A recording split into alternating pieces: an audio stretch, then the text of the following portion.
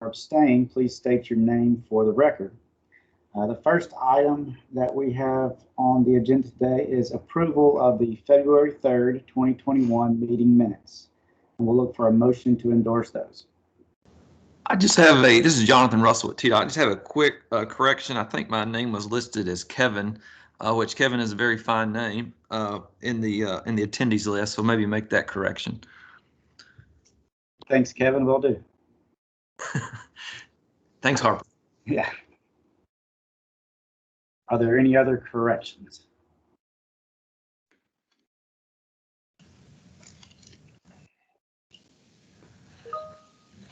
Move for approval with corrections mentioned. Jim Kerr, City of Murfreesboro.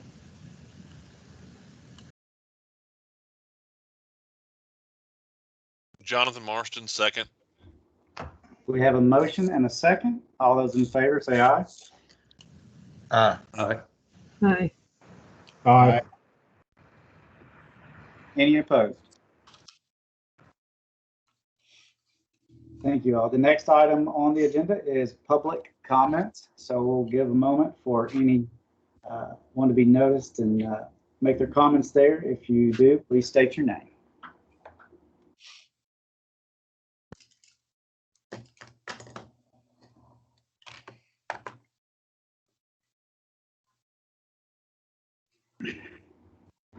Hearing none, we'll move on to our first and only action item today, which is to endorse the amendments to the fiscal year 2020-2023 TIP, and I will turn it over to Anna Emerson to present this Cycle B amendments. Thank you so much, Glenn. I appreciate that, and good morning, everybody. This is the second time we have looked together at the current cycle of proposed amendments to the TIP. This is our second cycle for our current fiscal year 2021. We have several amendments proposed, and you should be able to find the summary sheets for those in your agenda packet as usual. We did review all of these together at the last meeting, these 6 proposed amendments, and I'm not going to walk through each of those individually again this time around. We've not had any changes since we did that review last month, but if anybody has any questions about the proposed amendments, I'm certainly happy to answer those.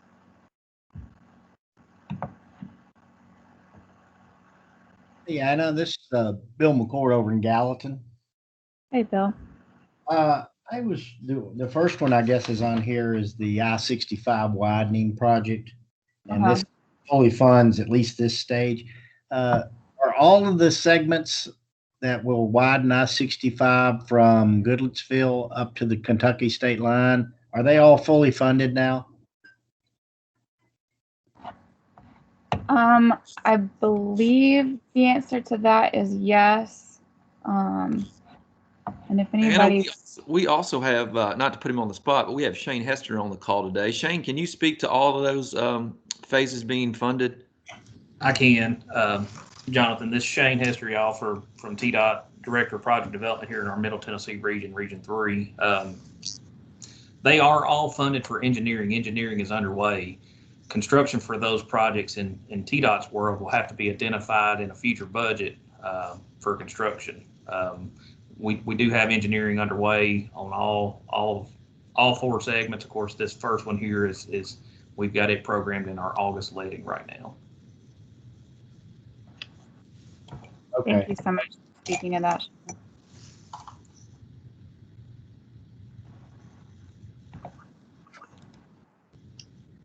Are there any further questions for staff?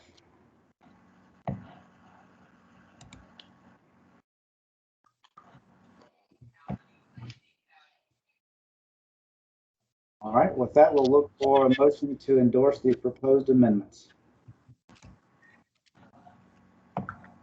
Motion to approve the Cycle B amendments. And that is Bill McCord, correct? Yes, I'm sorry, Bill McCord. Thank you.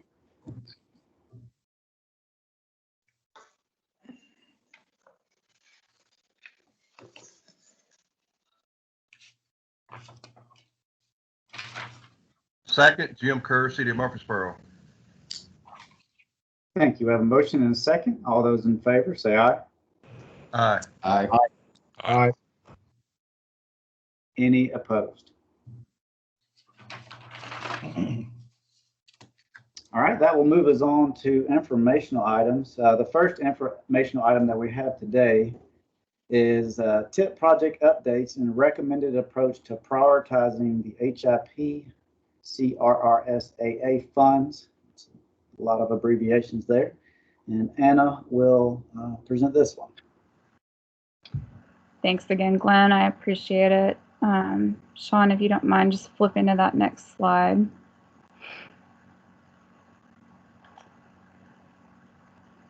Thank you. You guys will remember that in the past, we have asked you to update our project tracker that we've developed for all the projects that are programmed in the current TIP, and mostly highlighting those projects that are programmed with what we call our USTBG or urbanized area STBG funds.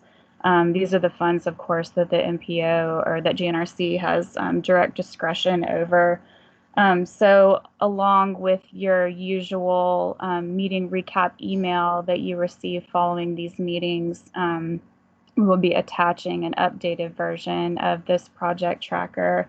And what we would ask that you guys do is just look at the projects that are listed on there for your agency. You may not see every single project that your agency currently has underway listed on this tracker, because as I mentioned before, we are targeting specific funding types with this tracker. But kind of scrolling all the way to the far end of the spreadsheet that you'll receive, you'll see a place where you can provide some open-ended comments on your project status, what development phase you're currently in, whether you're experiencing any holdups or issues on that project. If you'll just fill that information in for us and return that to us either within the spreadsheet or as an open-ended comment just in a replied email to us, we'd really appreciate it. If you could get that back to us maybe by March 10th next week, that would be ideal. So we just want to let you know that that is on its way. And then Sean, do you want to flip again for me?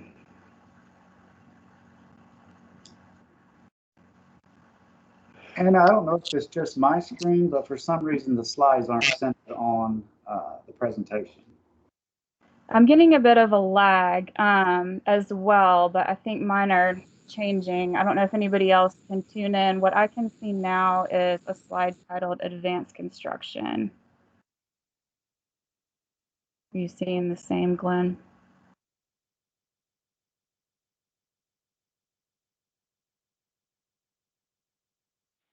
This is Tom Brashear, and all we're seeing is a black screen with the participants on the right. And I am seeing the slide that you're seeing. This is Yeah, this is Doug DeMasi. I can see the advanced construction slide himself. Okay. Well, we're just gonna reset it real quick. Okay.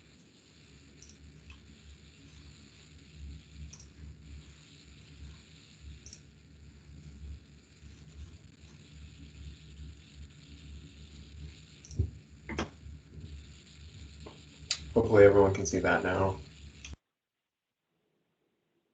I appreciate that, Sean. I apologize if you can't see the slides. Hopefully it'll catch back up for you. Just descriptive. there's nothing on the screen, so just be descriptive.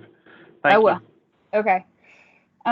So the slide we're currently looking at is just an overview of this funding mechanism, advanced construction, that we're going to talk through right now, and just a few bullet points, but I'm going to say all of this out loud. So hopefully we don't lose anybody here, but we spoke a bit last meeting about the state's use of a funding mechanism called advanced construction in relation to both our development of the RTP and our current or the current proposed TIP amendment for the I-65 widening project.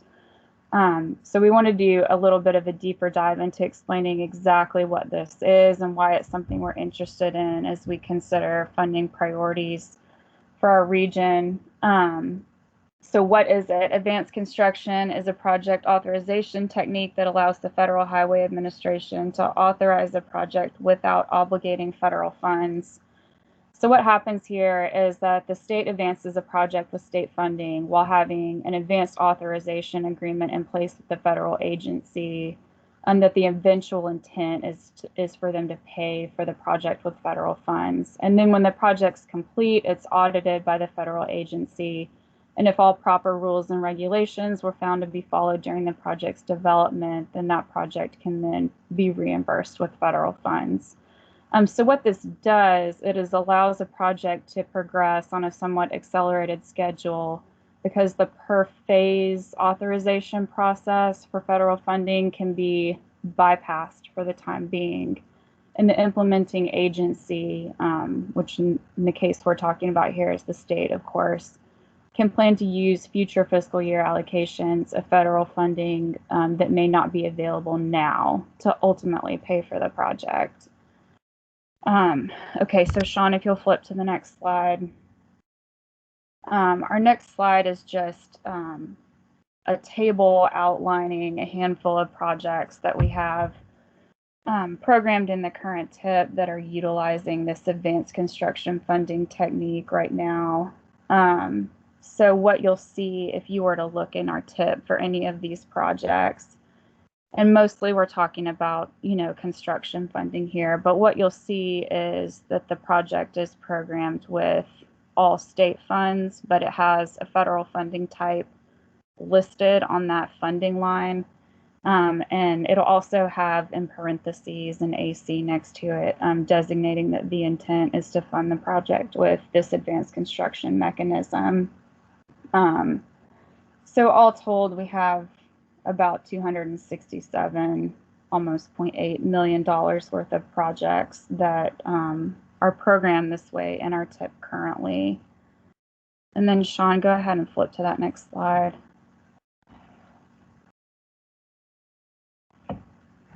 So these next couple of slides, if you're still having trouble seeing the presentation, are just some pie charts that are outlining federal, local, and state funding. So what we're looking at here on this first graphic is a snapshot of the split of federal, state, and local funding as programmed in our current TIP as it was originally adopted.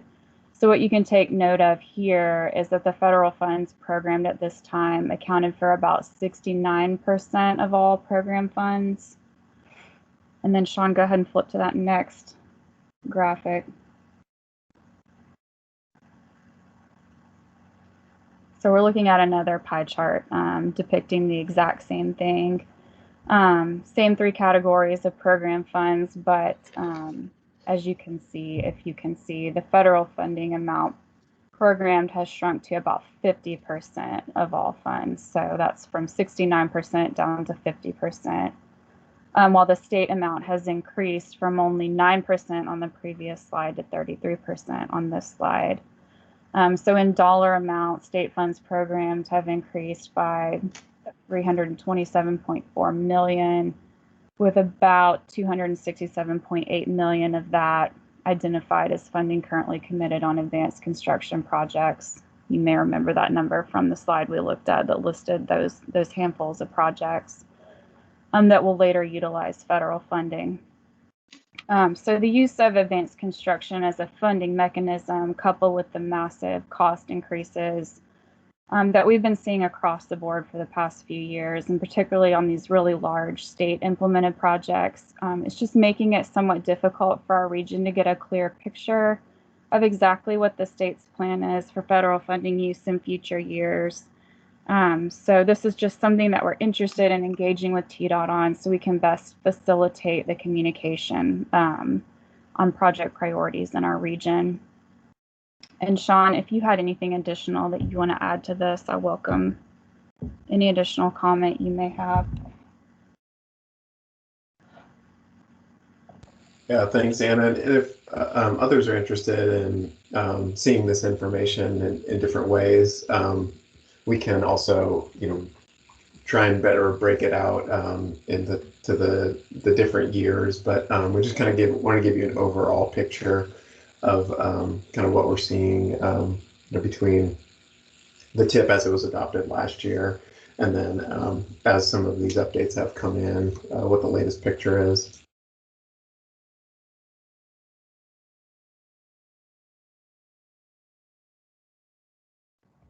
I appreciate that.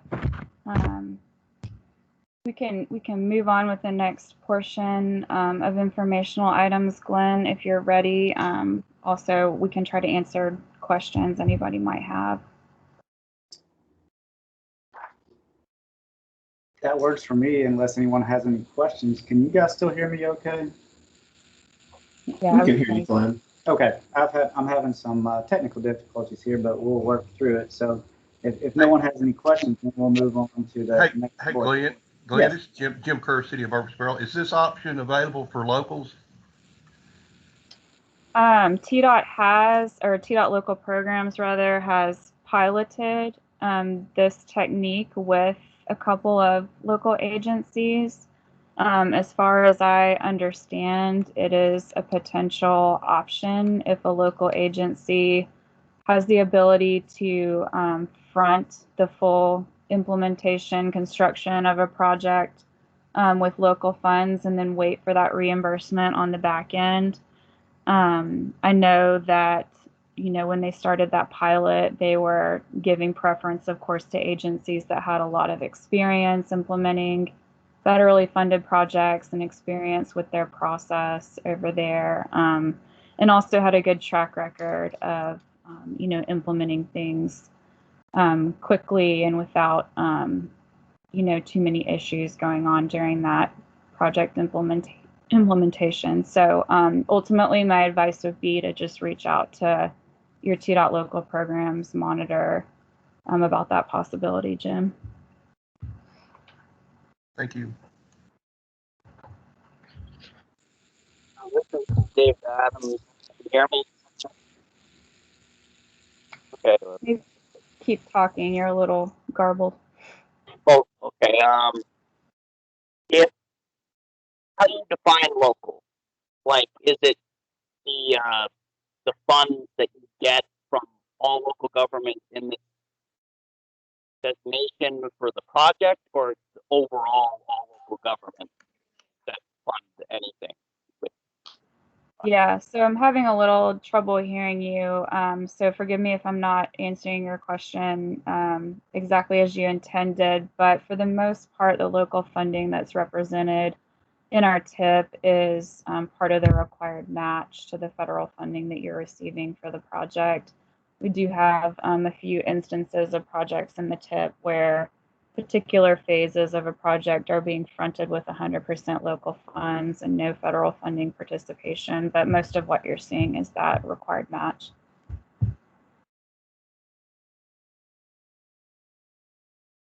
Okay.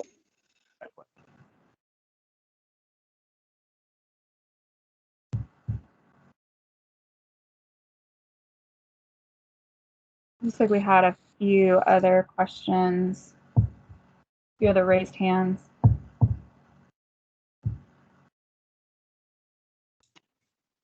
I'll jump in here. This bill, so I want to make sure because the slides went by quicker than I can read them.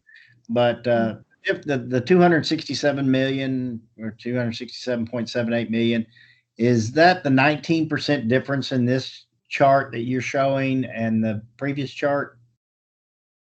So some of it is truly additional state funds that are being committed to various projects, whether that be a part of the state's match to federal funding that they're using, or potentially, you know, 100% state funding that's being committed to some efforts. But we tried to, you know, delineate what portion of that overall state dollar increase is due specifically to the advanced construction utilization. And that's hopefully, if you can see the slide that's on the screen now, that's down there in the blue text at the bottom of that slide. Yeah, so that money is at whatever the matching rate is eligible for reimbursement. Then TDOT's just fronting it to get reimbursed. That's right. Mm-hmm. You know how when you're implementing a project and you have to go, phase by phase to receive your funding obligations. So if you're using advanced construction, you can just roll through the whole project all the way from engineering to construction, and then do all the reimbursement on the back end. Okay, yes, right. And are we all going to later discuss prioritization of the, the almost $10 million, I guess, 9 point something million dollars from this obligation tracking list? Is that what the intent is, to try to narrow down the eligibility of these projects that will be eligible for those funds?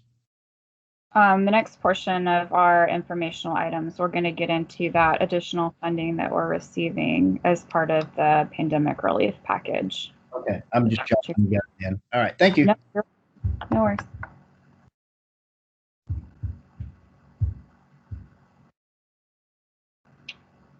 Let's see. Sean Santaya, did you have a question? Yeah, I see David Adams also has hand raised, so I'll let him go first, and then if you don't mind if I mention something afterwards. Sure. Go ahead, David.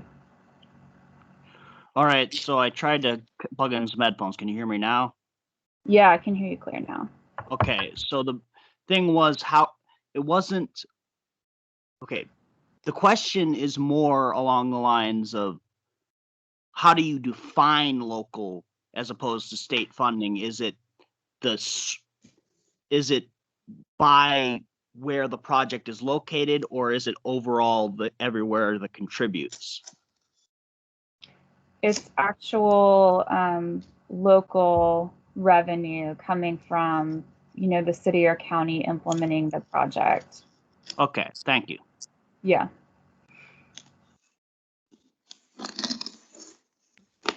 Hey Anna, so this is Sean Santaya with FHWA. I appreciate you guys bringing up the discussion on the advanced construction. It is a relatively, it's a pretty interesting tool that FHWA permits to states to increase their flexibility in managing the federal program. Just a little bit of context.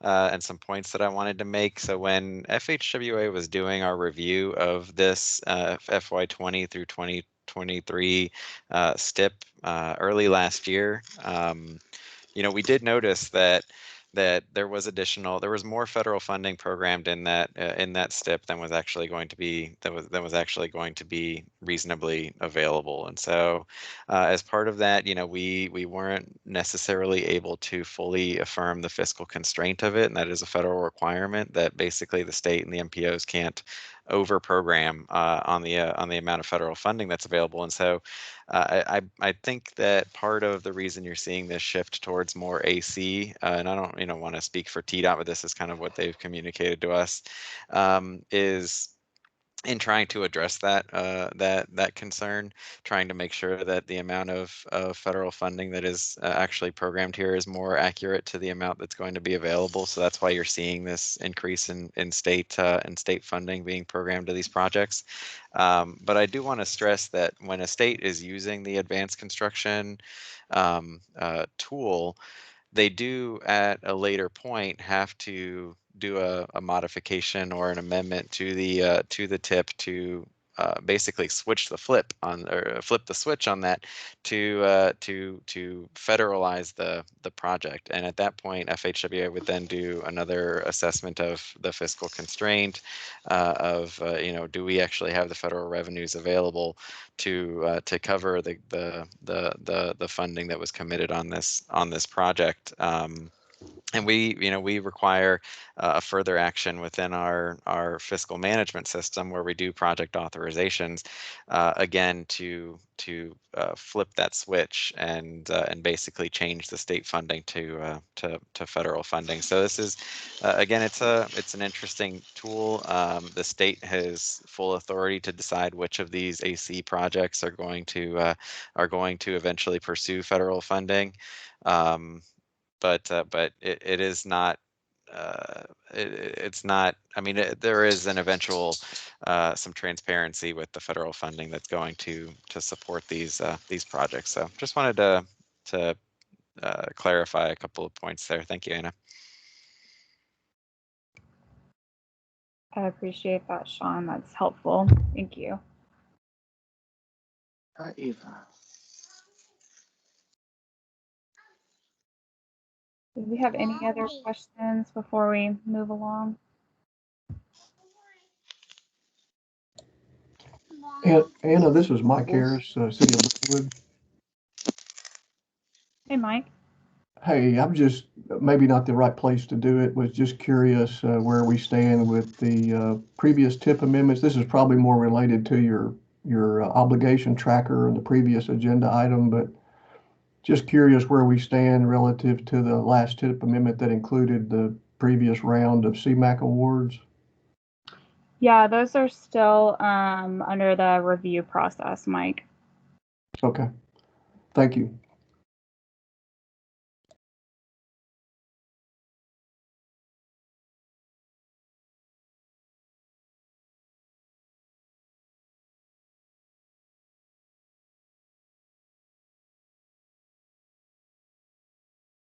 Any additional questions we can answer on this before we move along?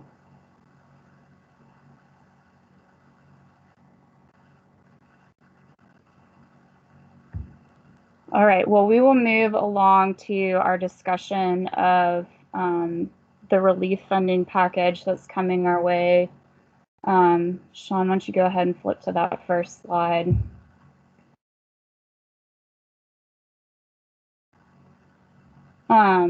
So as we've reviewed before at the past meeting, there of course has been passed by Congress the Coronavirus Response and Relief Supplemental Appropriations Act, and this purpose is to provide funding to address coronavirus disease impacts. As we discussed before, there's of course no federal match required on these projects. It's 100% federal share. And we have, since we last spoke, received some clarification on eligibility. We know it's going to be similar to our STBG funding type, which of course is our most flexible funding type. And we also have received some guidelines that stated some additional flexibility in the eligibility of these funds. Sean, move on, please. So as part of this package of relief funding, we received an additional allocation of our highway infrastructure program funds. You may remember that we passed a resolution probably about a year ago on the use of these funds, or maybe a couple years ago, I apologize, on the use of these funds where we targeted them for project overages for either right-of-way or construction. So we just wanted to give a quick recap on this HIP funding type and where we stand currently on those funds. In 2018, we received about 3.44 million HIP funds. We programmed that to a single project in our TIP, and that full amount has been obligated. In 2019 is when we really passed the resolution on the usage of these funds, when we saw that this was going to be a continued program. We received about 4.8 million of these funds. We only at this time have about $1 million of those programmed to a project or spoken for. I think that $1 million that's programmed should be obligated soon.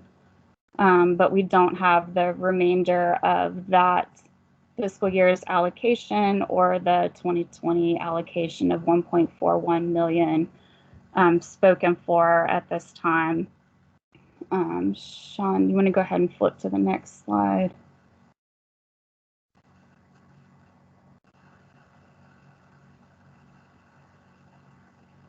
Sorry for the lag, everybody. Yeah, so in May of 2020, we adopted the resolution outlining our region's approach to programming highway infrastructure program funds. Again, that's projects with immediate need of additional funding for right-of-way or construction. You know, I think given the availability of this funding, as you saw demonstrated in the previous chart, I think we're going to be having some internal discussions looking at broadening the HIP eligibility for our region beyond what the resolution currently outlines. So we just wanted to have a discussion about HIP in the context of the relief funding package, just to stress that we have a lot of capacity to provide for project cost overruns. So just keep that in mind as we continue the next portion of this conversation into talking about the rest of the relief package. Sean, you can move on.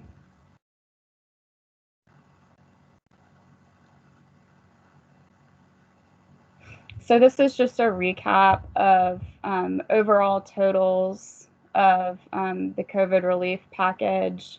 Of course, that national total is $9.8 billion worth of funding, with Tennessee overall receiving $210 million worth of funding. The large metropolitan areas, that would be, our 4 big MPOs in the state, received $22.4 million. And then our area, at a minimum, is set to receive $7.9 million. And this is that amount that we talked about before, that we as GNRC will have direct discretion over how to direct that funding. The state is going to be receiving $187.6 million. And so that will include investments across the state, depending on how Tennessee, or how TDOT rather, decides to allocate that funding. This will, include potentially investment in our region, and so we're definitely interested in learning, how the state plans to go about deciding how they're going to be spending this money. Sean, you want to flip on to the next slide?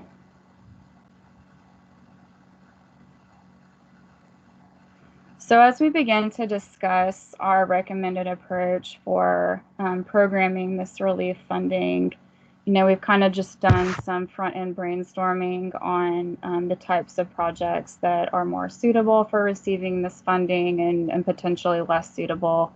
As you'll remember, we only have 4 fiscal years to be able to come up with our plan for allocating this funding and getting it obligated.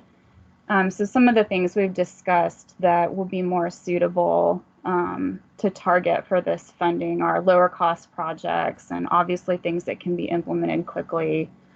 We've talked about spot safety improvements, or improvements that have been recommended as a result of RSAs. Transportation technology upgrades, potentially ITS, signalization type stuff, placemaking enhancements, big data or software tools for transportation planning, sidewalk connectivity and other quickly implemented pedestrian improvements, transit improvements, including fare system upgrades, bus stop enhancements, walk-bike accessibility, and those types of things. Things that we have discussed that are potentially less suitable are existing TIP projects that already have the opportunity to access STBG or HIP funds for cost overruns. Complex projects that are still early in project development, such as roadway capacity, roadway or intersection geometric reconstructions, and greenways. We just wanted to, as we begin this discussion, we just wanted everyone to definitely keep in mind that we have this existing pot of HIP funds that are also going to need to be programmed to something fairly quickly. And so if you have a project cost overrun need, I hope you'll continue to communicate with us on that need. We know that this is kind of a difficult discussion to have in the online environment, exactly how we're going to be tackling this. So do know that we're going to be polling everybody on your opinions of the types of potential project types that we'll be targeting for the relief package funding, and what maybe some needs that your local community has that could potentially benefit from this funding and also be implemented expediently. We also are checking into what other regions across the state and country are doing with this funding, and we plan to report back to all of you on what some other potential options may be. Again, Sean, I'm going to ask if you want to weigh in on any of this before we start taking questions. No, I think that's great. I think you covered everything. And so I think we'll just give an opportunity. We'll take a pause and see if there's any immediate reactions or feedback. Yeah, this is Andy Barlow, Mount Juliet. The HIP funds, I'm assuming federal follows our standard local programs, federal process, correct? Mm-hmm. Okay. I guess with that, talking about the more suitable type projects, thinking more along the lines of, are we thinking new starts or projects that are currently maybe already in the TIP? So I'm thinking, we have obligation deadlines here, trying to meet that time frame for those obligation deadlines. Some can be implemented faster than others, but a NEPA process is a NEPA process, and you're going to talk about probably a year even for a signalization upgrade or ADA upgrades. I'm thinking in my mind, like, we've all gone through the ADA transition plans. We all have ADA deficiencies that could be, those are probably good ones that can be handled with this, spot improvement, stuff like that. But they still have to follow through the federal process. That's, even with the best efforts locally and best efforts from an engineer, that process is at a minimum 2 years to obligation, probably more reasonably a 3-year time frame. Yeah, we hear you on that, Andy, and it's a concern that we have as well. So we're really going to have to think through how we go about tackling this. I'm not saying that this is what we've decided at this point, but we also do always have the option to, swap out funds for, something that's about to be obligated, in the near future. We could swap it out with this funding type, maybe swap out some of this relief package funding with some STBG funding, and make an exchange as needed to make sure we stay on our obligation schedule, while still having the same amount of money to work with here, if that makes sense.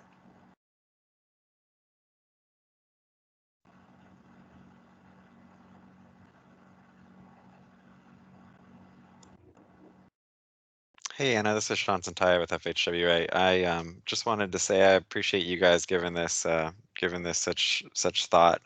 There are a couple of critical dates that everyone should probably be aware of. The deadline for obligation of the funding is September 30th of 2024. But then in addition to that, we've also got a deadline for when the funding actually needs to be expended, and that is September 30th, 2029. We don't usually have that sort of explicit deadline for our expenditure of funding.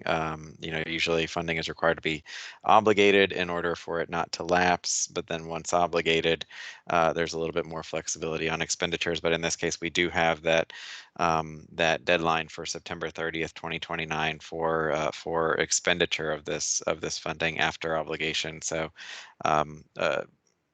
just all that to say that supports that, you do want to put this on projects that are going to be able to be implemented more quickly and that can incur expenditures on a quicker basis. So just wanted to throw that out there. Yeah, thank you for that detail, Sean. That's definitely true. And, since we typically have the bulk of, funding provided to any particular project, of course, programmed to that project's construction, I think with most of the challenges of project implementation, trying to get to that point of construction. I think, there's still definitely concern that's merited that, we're going to need to move along fast, even though once we obligate for construction, we'll have some additional time after that to actually expend.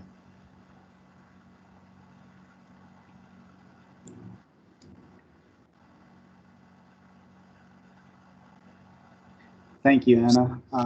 I cannot see the chat or participants, so if there's any questions there, if you don't mind looking and answering those. I don't see any additional hands raised. And I don't see anything in the chat either. I think, oh, Bill, did you have a question? Well, I thought I'd chime in. I know you don't want to hear me, but I do like the last two that are listed there on the more suitable list. I think if they're shovel ready, I know that's an old term, but those that are close to or ready for construction on the last two on the left side of the screen, the more suitable, the sidewalk and transit improvements, I think that those would be a great opportunity to use these $7.9 million for. Yeah, thank you for that. Those are exactly the kind of things we're going to hear about when we send out polls regarding this topic.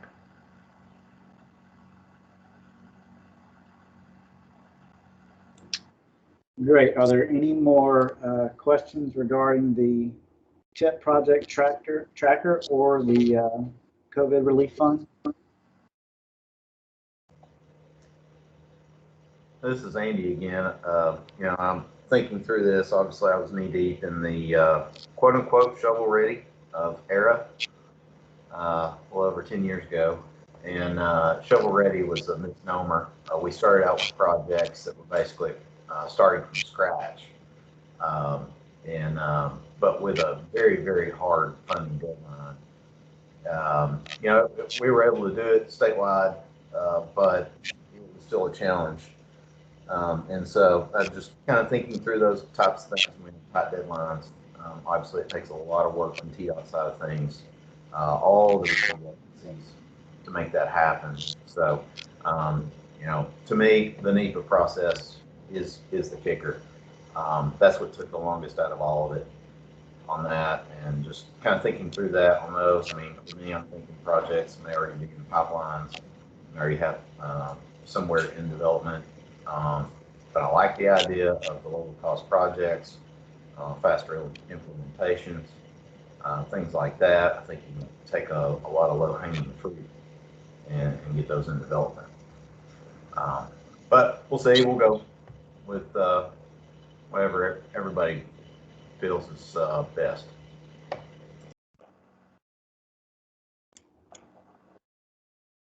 Thank you, Andy, and I do agree that NEPA process and TDOT approvals can take some time, so we'll have to definitely take that into account here.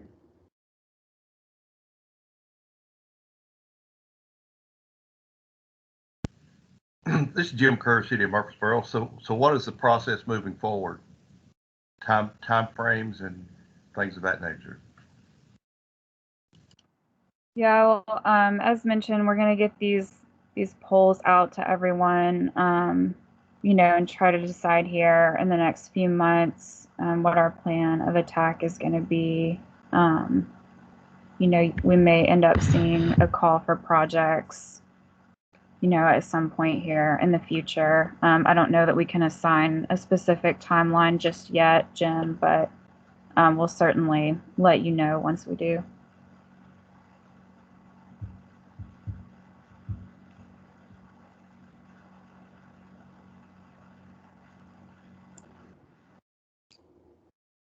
Is there any further discussion on the item?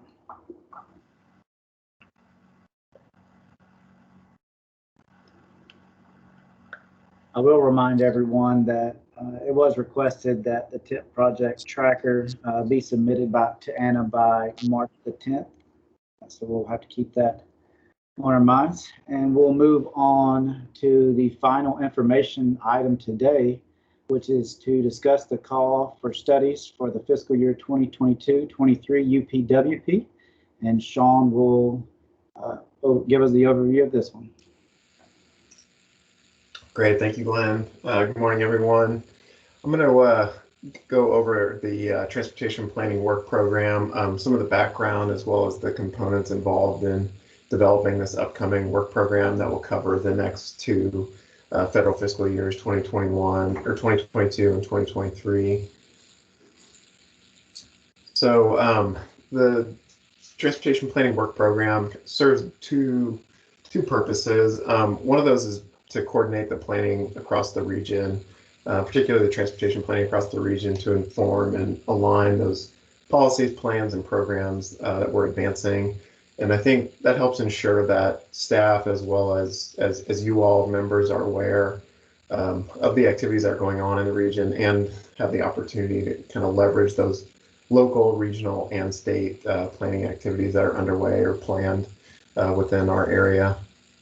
And then also to program the federal planning funds, prioritizing the type of work that we're going to be engaged in over the next 2 years to support those goals that we've been working on through the regional transportation plan and figuring out ways to advance those. We currently have a 2-year work program that carries us through to the end of September. You can find it on our website. Also, at that website is some of those current ongoing studies, such as the South Corridor study or the Downtown Interloop study. Also on that page on our website, gnrc.org/UPWP, you'll also see some of the past completed plans and studies over the past decade. You can access those. I think kind of carrying forward off of last month's discussion, as we kind of wrapped up the regional transportation plan process, we acknowledge that there is definitely more work to be done to solve a lot of those transportation planning issues within our region. We identified, a couple of things: more collaboration, more innovation, more revenue that are necessary in order to kind of solve those issues that we face.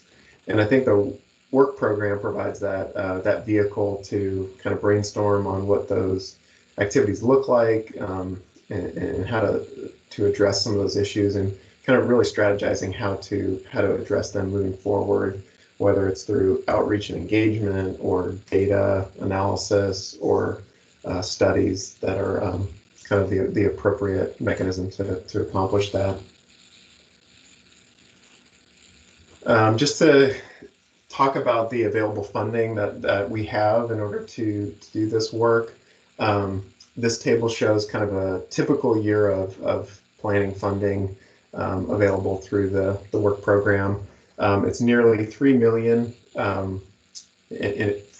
designated for planning work in the region, and it's across 3 primary sources. The first one that you see, the FHWA Section 112 Metropolitan Planning. This is the PL funding that's designated for by FHWA to MPOs across the country for planning related activities, and really the kind of primary funding mechanism through the work program. And then also we have the FTA Section 5303 Metropolitan Planning Funds, which are designated for multimodal transportation planning activities in the metropolitan area.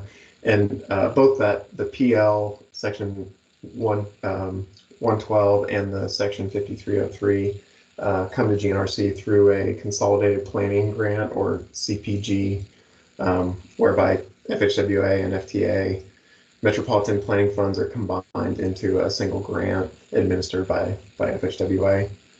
The other primary pot would be the FHWA State Planning and Research, the SPR funds. This is another source of federal funds. And these are administered by TDOT and are shared with the MPOs and across the state. And this is where it can be programmed in where an MPO planning area extends like beyond the limits of the federally defined urbanized area. And traditionally, the breakdown in funding has been pretty close to an 80-20 split, 80% federal funds, some state funds, and the predominant share coming from the local funds to match those federal funds, primarily in the form of local dues from the MPO members. There is a shift in the upcoming cycle to shift that funding match share from 80% federal, 5% state, and 15% local, at least on the consolidated planning grant side of things.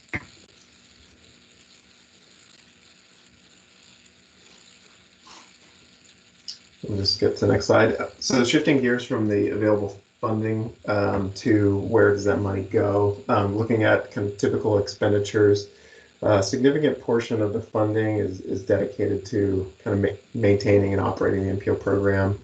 Nearly 90% of the funding goes to professional staffing, as well as other direct costs and indirect agency costs. As I mentioned, that nearly $3 million, there is nearly 90% of that is that ongoing staffing and operating costs, and then the remaining portion, about 11%, is available for consulting services. And so, walk through a couple of examples. And so, kind of the approach, MPOs have varying approaches to how do they utilize consultants and how much they rely on consultants. For us, we tend to keep a lot of the core functions and the work to carry out those activities in-house. You'll see a number of those activities on the left-hand side, such as the program administration, development of the plan, development of ongoing TIP programming work, a lot of the data research and analysis, community outreach and engagement. And then on the consultants side of things, we tend to rely on consultants for some of those large-scale studies, big data collection efforts, tapping into software tools or other areas where we need kind of specific expertise that we might not have within GNRC.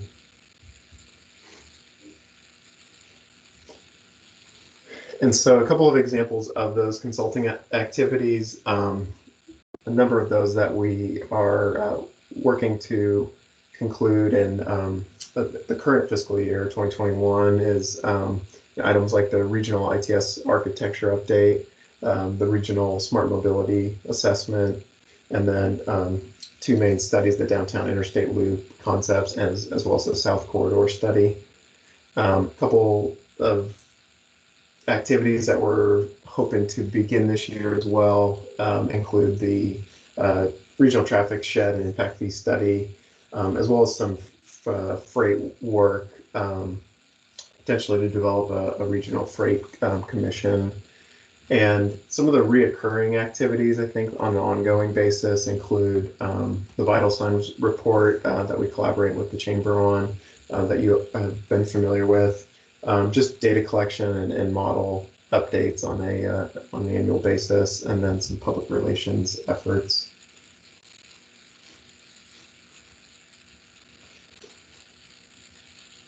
Some of the issues to guide the planning activities we've touched on through the regional transportation plan. As we mentioned, some of the work to do and some of the issues that still lie ahead. We've identified that there are a lot more people expected to move to our region, and so thinking through what do we need to do to kind of manage that growth and support local governments in handling that population growth. Also increasing diversity, and how are we going to engage and plan for a more diverse population within the region. Looking at higher costs, housing in particular, and thinking through how do we expand, or how can transportation planning and investments alleviate some of those affordability issues in the region. And then we're still expecting a lot more traffic, as a result of that population growth. And so how are we expanding transit options in the region to support that population growth into the future? And so in addition to those, we're looking for your input. kind of on two fronts, kind of getting back to that dual purpose. One is to share information. So if you have relevant planning efforts that are going on at the local or state level that we should be aware of and can leverage some of the planning work identified through the work program, please submit those. And then also if you have an idea for a regional priority for us to tackle, whether it's through staff work or through consultants, we have a survey that we're going to keep open through towards the end of the month, where you can suggest a need or an issue that needs to be addressed and provide us with as much detail or description that you have. The ideas are kind of different levels of being fleshed out, but we're interested in what you have to provide, and we'll take that into consideration as we identify priorities to pursue through the work program. In addition to getting input from you all, we've already received some input from TDOT on some statewide priorities to consider. They provided some guidance on looking into virtual public involvement as we've all become, I think, a lot more well-versed in operating in the virtual environment, and will likely need to do so into the future. And so kind of looking at opportunities for that. Also alternative fuels, which supporting the incorporation of alternative fuels into plan updates and related planning efforts. I think this is also a big push from the new administration at the federal level. And then lastly, on project delivery, to continue to emphasize the importance of implementing and delivering projects, and making sure that we're spending that funding that is coming to us from the federal level. And then just a quick preview on the schedule. As we take into account the input from you all, right now we're kind of kicking that off, asking for your input, giving a quick overview of what the development process looks like and some key dates in that process. We'll give you, as I mentioned, looking to get requests by March 24th. But kind of as we move forward, we'll be reviewing that input that we received and discussing those priorities next month, and then presenting a draft work program for your consideration by June, and that's to get us to an adopted work program by August, so that this work program can be in place for the start of the next federal fiscal year in September. So with that, I'll turn it over to questions and comments on the work program and any aspects that we covered.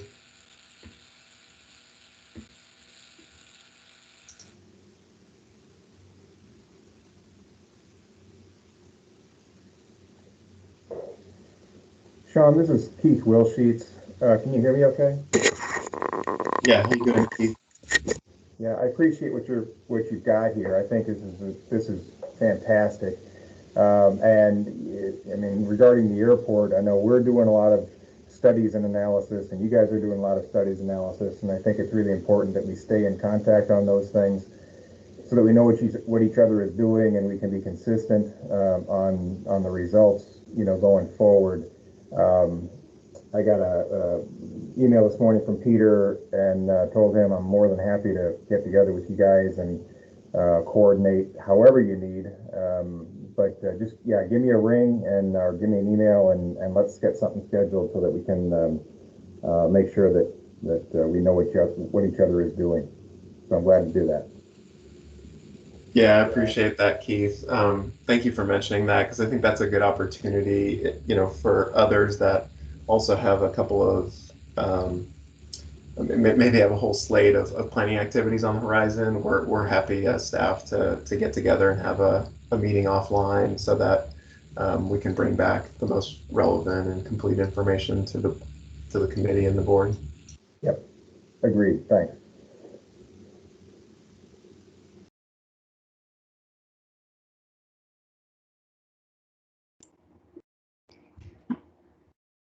Are there any further follow-up questions for Sean regarding the UPWP?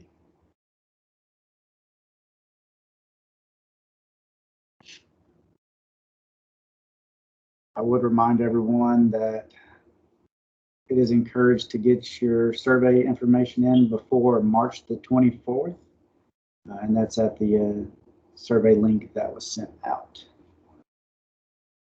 The final item we have here are regular reports. Is there anything from the FHWA today? Yeah, thank you, Glenn. Just two items. USDOT recently issued a notice of funding opportunity for our infra program, the Infrastructure for Rebuilding America program. So for the fiscal year 21 round, we've got approximately $889 million available nationwide to support projects, primarily on the National Highway System, the National Highway Freight Network, and other intermodal freight projects. With the new administration, there are new priorities for the solicitation. They're calling for specifically projects that support climate change and environmental justice, and then racial equity and reducing barriers to opportunity. Those are the new items listed in the funding opportunity for how projects are going to be evaluated. I'm gonna drop a link to the solicitation and the webpage in the chat pod here, and would encourage you guys, anyone that's interested, to check it out. And then the only other item I've got is just wanted to let everyone know that last week we did send a notice, a letter to the MPO, closing out corrective action number 4 related to the update to the congestion management process. This was a corrective action stemming from the 2018 federal certification review that asked the MPO to update the congestion management process. So that update was completed concurrent with the new long range plan update that was adopted last month. So we have reviewed the documentation, participated in the process of that update, and have closed out that only open corrective action associated with that certification review. So just wanted to thank the staff, the members of this committee, and the members of the policy board for their assistance in that. That's all I've got. Happy to take any questions. Otherwise, thanks for the chance to give an update.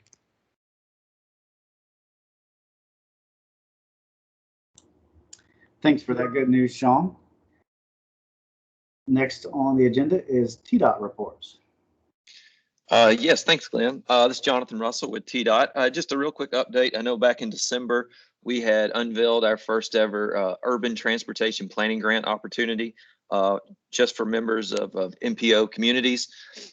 We had a lot of participation from this MPO. We had 400% more applications from the GNRC area than any other MPO in the state. So thank you for that. Ultimately, we had to pick one, and the winner of that, so to speak, was Sumner County and the non-municipalities within the county, which are going to do a bike ped plan and an active transportation plan together. So I will say, after reviewing all 8 of those applications, 6 of them were very well deserving of the award, but keeping with the spirit of the first year, of course, we're just funding one. However, this is not something we plan to do once. This is something we plan to do consistently. If anyone wants to meet, I know some emails were sent out earlier this week to communities that did not receive it. If anyone would like to discuss that, we're more than happy to. But ultimately, I think the Sumner County was just a little teeny bit better than some of the others, but not by much. So we look forward to working with Sumner County. We look forward also to doing this pretty quickly. I know we've already done an RFP from consultants. We received 6 different proposals, and we have a meeting this afternoon with the county and the municipalities to go over that. So any questions about that? If not, we have just look for that to open again soon. So thanks, Glenn. Thank you, Jonathan. I don't really have any information for the chair's report, but I would like to request that this meeting be sent out to the committee once it's available. I had some interruptions on my end early on. I would like to kind of review some things. That will move us on to staff reports. Thank you, Glenn. I'll make sure that we get the recording out. For those that haven't utilized, we've been posting on our YouTube channel all of the meeting recordings, and there's actually kind of like a playlist for each of the committees and boards. So if you type in, I think it's www.gnrc.org/TCC videos. I believe that's right. We can put that in the chat box. You can access the meeting recordings, and so, but I'll be sure to follow up with the appropriate links. Just for the staff report, a couple of items. As Sean mentioned, the Transportation Policy Board adopted the 2045 Regional Transportation Plan at the last month's meeting, and so staff is in the process of just finalizing the chapters and appendices for submission to TDOT and FHWA. We should get those to them later this week. And then also, as he mentioned, satisfied the corrective action for regarding the CMP. So we're satisfied, happy with that. Also, at last month's meeting, you all were involved in endorsed the performance measure targets, and so the Transportation Policy Board also adopted those the performance measure targets, including the 1% annual reduction for the regional safety targets. And then related to safety, staff is working with FHWA to schedule a workshop as part of its Safe Transportation for Every Pedestrians program. That workshop is going to provide some resources and technical assistance on some of the proven safety countermeasures for pedestrian safety. And we're targeting that workshop for late April. And we're going to open it up to you all, TCC members, as well as the BPAC and other interested parties that are looking for ways to address pedestrian safety. And we'll let you know. You can let us know if you have any questions, but be looking for a calendar invitation in the near future. That's all we have from the staff report. Great, thank you. Does anyone have any other business or questions that didn't get answered during the meeting today?